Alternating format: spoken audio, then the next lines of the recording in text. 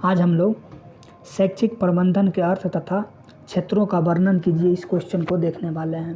देखिए, किसी long answer को लिखने से पहले उसका जो है खाका तैयार किया जाता है। उसी के अंतर्गत सबसे पहले देखा खाका यहाँ पर तैयार किया गया। सबसे पहले जो प्रस्तुतिकरण रूपरेखा, पहला है प्रस्तावना, दूसरा है शैक्षिक प्रबंधन की परिभाषा, तीसरा है शैक्षिक प्रबंधन की विशेषता, चौथा है शैक्षिक प्रबंधन की कार्य योजना, उसके बाद है शैक्षिक प्रबंधन क्षेत्र, लास्ट में जो है निष्कर्ष।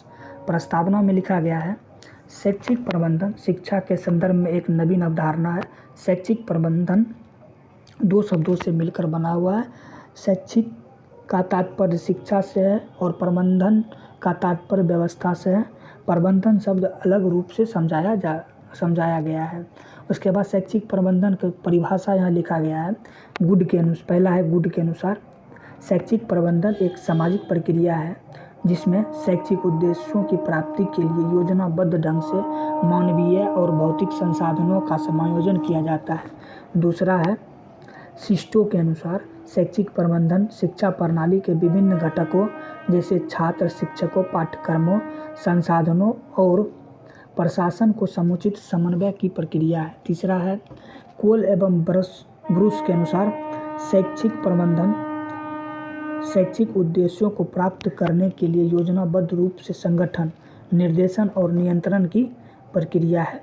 चौथा परिभाषा है केन एवं ब्रिक्स के अनुसार शैक्षिक प्रबंधन एक रणनीतिक प्रक्रिया है जो विद्यालयों और अन्य शैक्षिक संस्थानों में शिक्षा की गुणवत्ता और प्रभावशीलता को बनाए रखने और सुधारने की कार्य करती है। पांचवा है अबेंसन के अनुसार शैक्षिक प्रबंधन शिक्षा से जुड़े संस्थानों के नियोजन, संगठन, निर्देशन और मूल्यांकन की प्रक्रिया है जिसका उद्देश्य शिक्षण प्रशिक्षण को प्रभावी बनाना है।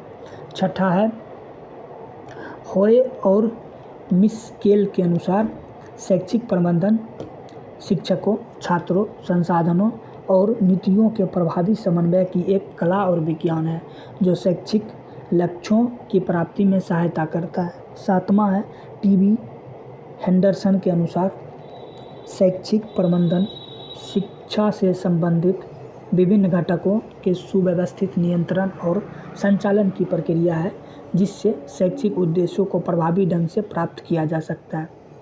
शैक्षिक प्रबंधन की विशेषताएं इसके अंतर्गत पहला है नियोजन प्रबंधन, दूसरा है समन्वित दृष्टिकोण, तीसरा है अमूर्त, चौथा है उद्देश्यपूर्ण, पांचवा है व्यवसाय के स्वरूप में, छठा है कला एवं विज्ञान, सातवां है सहयोग की भावना, आठवां है सामूहिकता, नौवां है अनवरत प्रक्रिया, दसवां है वैज्ञानिक दृष्टिकोण, 11वां है सभी स्तरों पर प्रबंधन, 12वां है उपलब्ध संसाधनों का उपयोग।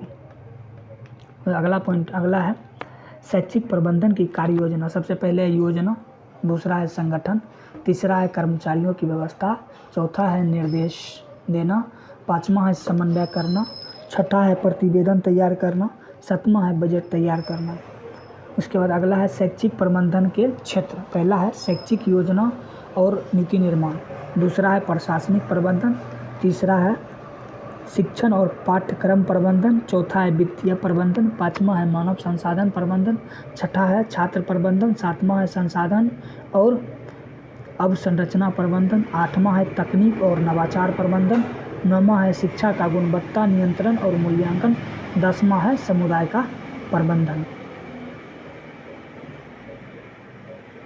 इस प्रकार से जो है शैक्षिक प्रबंधन के अर्थ और क्षेत्रों का वर्णन कीजिए। इस क्वेश्चन का आंसर खत्म होता है और लास्ट में जब देखिएगा प्रस्तुति के रूपरेखा में लास्ट पॉइंट जो है अपना जो है निष्कर्ष है।